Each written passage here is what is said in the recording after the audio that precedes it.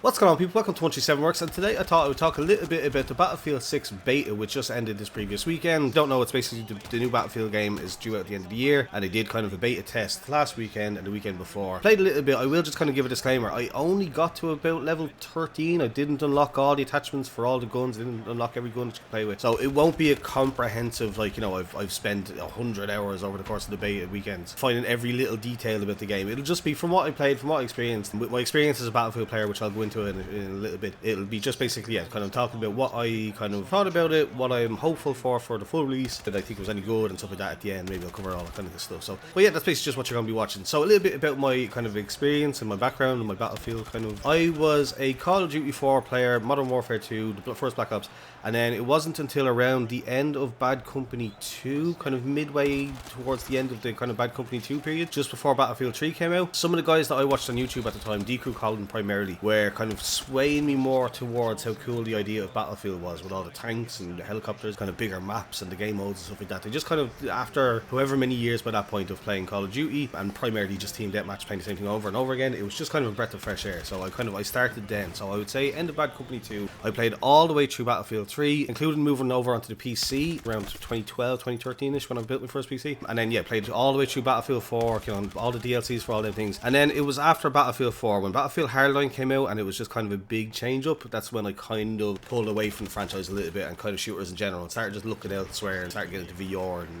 kind of racing sims and stuff.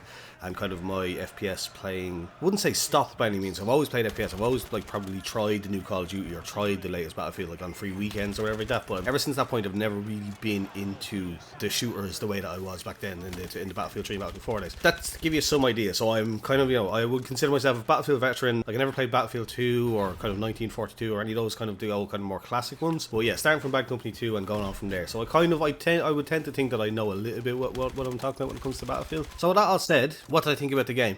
I liked it. It's like with anything, I think a lot of people jumped in and started playing it and then immediately were like, oh, this is different, this is new, I don't like it, or I'm bad at it, so I don't like it. Like, and I get a little bit of that as well. I can be very like, this game sucks, this game is awful, I hate everything about it, when I'm new at a game and I don't know the maps and I don't know the guns and I don't know where like vehicles are going to be, for example, or whatever, and you're just getting killed and shot from all angles and stuff like that. And again, I'll touch on that specific note in a little bit, but that, yeah, so that's, I think a lot of what you've seen about the negativity could have been that people who played it maybe for an hour didn't get the hang of any of the guns or the maps or the flow of anything, kind of had some complaints. But I will say, well, on that note, while that was kind of like the early kind of impressions, by the end of the beta, once I played it for those kind of like however many hours, 13, 14, 15 hours, again, still not a lot in the grand scheme of things, but by the time I'd played it for that amount of time, I'd kind of like, I was like, okay, right, I'm starting to learn where some of the kind of places that you want to be and not be and stuff like that in the maps were, and that kind of helped a lot. So like on that note, basically, if we start with the maps, what did I think of the maps? It's a little column A and a little column B. It is a little bit like, I think maybe just we weren't used to the maps and they were seeming to be a little bit spaghetti junction at first and just being shot from everywhere, up high, down low, always people behind you. But there is an element of that, so it's a hard one. So they're definitely not as like the gunfights and the kind of battles that you get into, at least don't seem to be quite as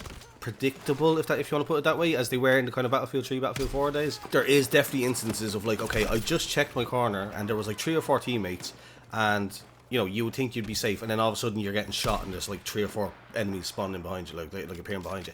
Like that was kind of a thing that you would see a lot, and that can be definitely frustrating, and it definitely did happen. But I do wonder how much of that was people just not being aware. It's like, okay, this is a major route that the enemy could take or would take, or that, and not in thinking to check behind them. So again, it's a little column A, little column B. It definitely happens, but I don't know if it's just necessarily just bad map design. There's just too many like laneways or whatever. Because again, I've gone back and I've played some Battlefield 4 and Battlefield 3 and some and 2042 and stuff like that over the last couple of days since the beta ended, and it's a little bit like that. Like I think people might be rose-colored glasses if that's a phrase, rose-tinted glasses in the previous games, where it's like, oh, that never happened in the old days. It's like, that absolutely happened. You think that you've got like a laneway covered and locked down, or you might be on like completely about to capture a flag, and then all of a sudden somebody just appears from like behind a container from behind you, and you get shot.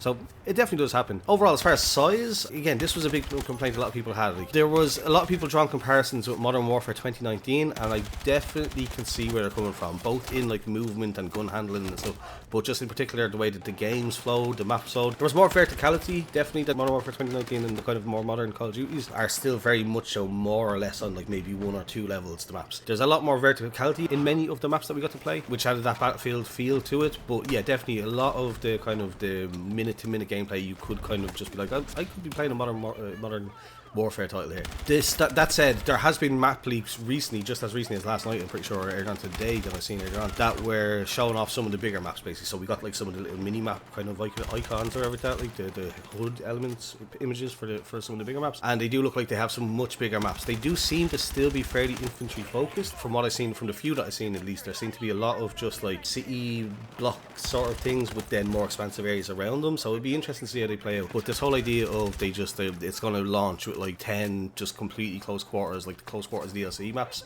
from Battlefield 3, is what some people are just being like hyperbolically kind of putting forward. I don't think it'll be that'll be the case. I don't think it'll be as drastic as that. It remains to be seen. I didn't have a huge problem with the maps. Like, again, it's once you play them into the second weekend, got a few more hours into them, you could kind of somewhat predict where fights were going to be, where players were going to be, where they weren't, and stuff like that. So you could start to predict it.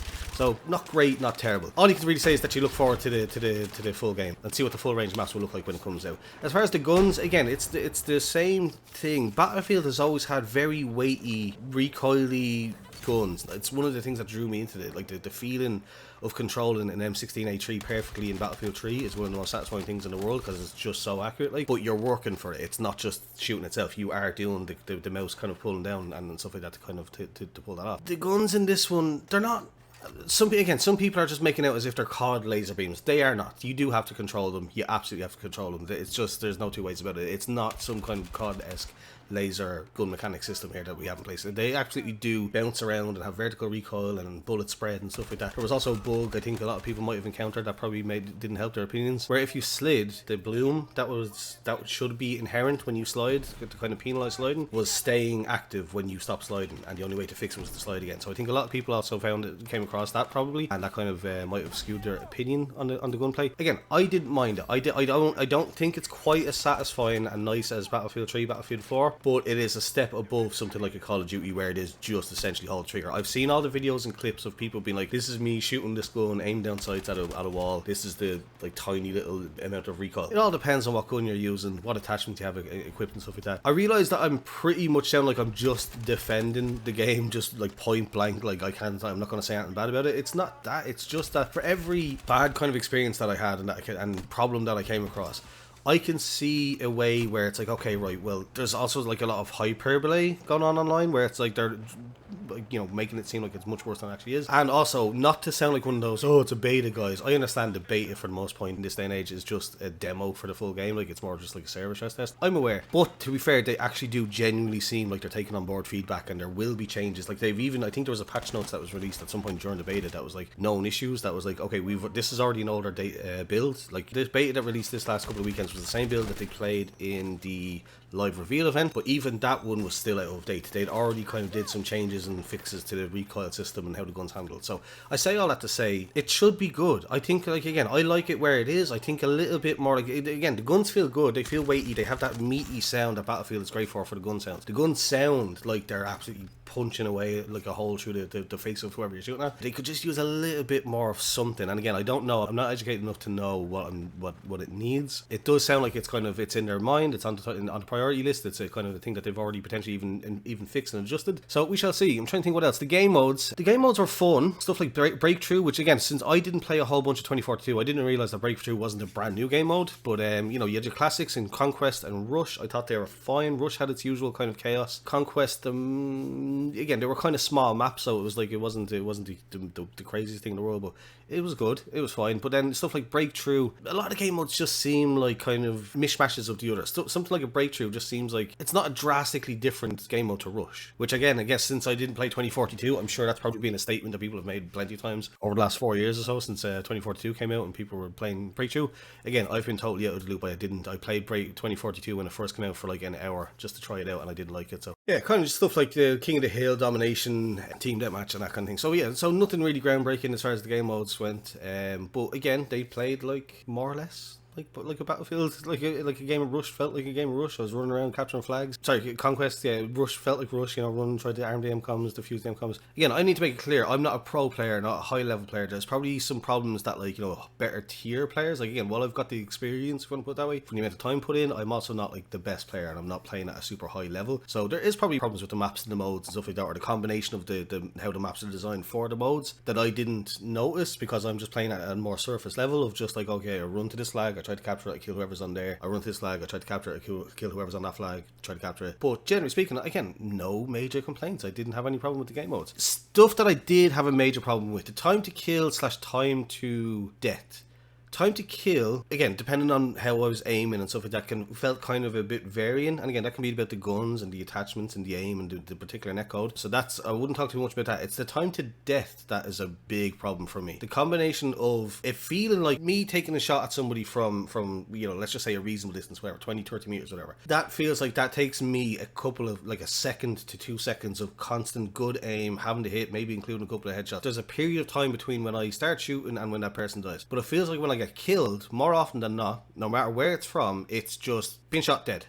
Just being shot dead. Not a second and a half, not 2 seconds. Very rarely did I feel like I had time to be like, oh crap, I'm getting shot at, like better skedaddle, kind of get behind a corner or whatever. That was a big thing that stood out to me that I really wasn't a fan of, was that just that kind of, I'm being shot at, I have no pre-warning, no nothing. Like, again, occasionally, like, the sound isn't too bad, so you can hear them. It's very often that somebody snuck around a corner and got me, or like it'd be more often that maybe I just didn't have my volume enough and I didn't hear them, or just they were from like too far back where I didn't hear them. But again, it's just that, like, I'm being shot and dead. And I'm just, you can't do anything about it, which is, you know, fair enough. You're getting shot from behind, you're probably not going to be able to do anything about it anyway. But the point being is that you just that time to death, to have no idea.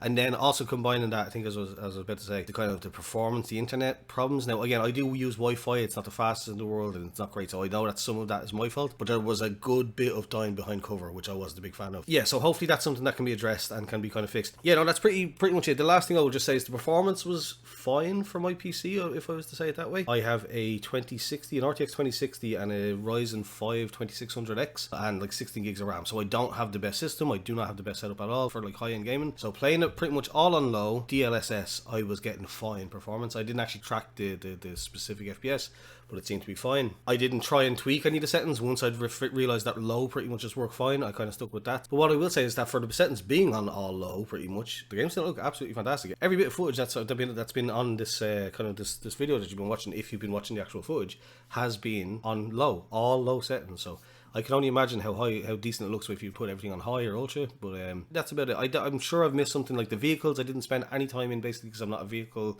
user. The guns, again, I've touched the major things: the guns, the maps, the gameplay, the game flow, kind of internet performance, like lag and time to death, time to kill and stuff like that. I'm sure I'm missing something, but yeah, I'll do that. I'll just wrap that up for now. But yeah, I'd like to know what you guys thought about it, because again, I've seen all the comments on Reddit and stuff like that. I'd like to kind of get some more general opinions. So if you've got any interesting thoughts or anything that you noticed, anything that I didn't cover in the video here, yeah, leave them in the description and we get chatting and see what we can come up with. But yeah, before I say goodbye, I'm just going to let you know that the current video, as you can see, might be just below my webcam here in the edit. The whole way through where that is on the screen is one kind of technical kill streak, because I keep getting revived. So I think I go on like a 9, 10 or 11 kill streak or something like that. Technically, you know, I get shot but revived. So it's a cool whole long sequence where I get a bunch of kills in a row, but there was no sound on it. So I'm just sliding this in just before I do the outro or whatever to let you know. So that's why there's no sound, but then I end with a couple of snipes and a few little kind of more highlights and a couple of the funnier bugs that I came across, because again, it's a beta, so it's just kind of funny. So the first one is like a camera glitch, which I thought was hilarious, where basically I spawned in, I think I climbed through like into a building, but then for whatever reason I maybe get shot or something like that, but the game glitches my camera out from the soldier into like almost like on a tripod, where it's just, I can still freely move around and I can climb the ladder, and as you can see, and all kinds of stuff, but the camera moves from being like first person, like point of view or whatever, to like a tripod in the middle, and then I'm just running around this little build, and then I realized, okay, there's nothing I can do. I will just let somebody kill me, I guess. So I let someone kill me. So that's that one. And then the very last one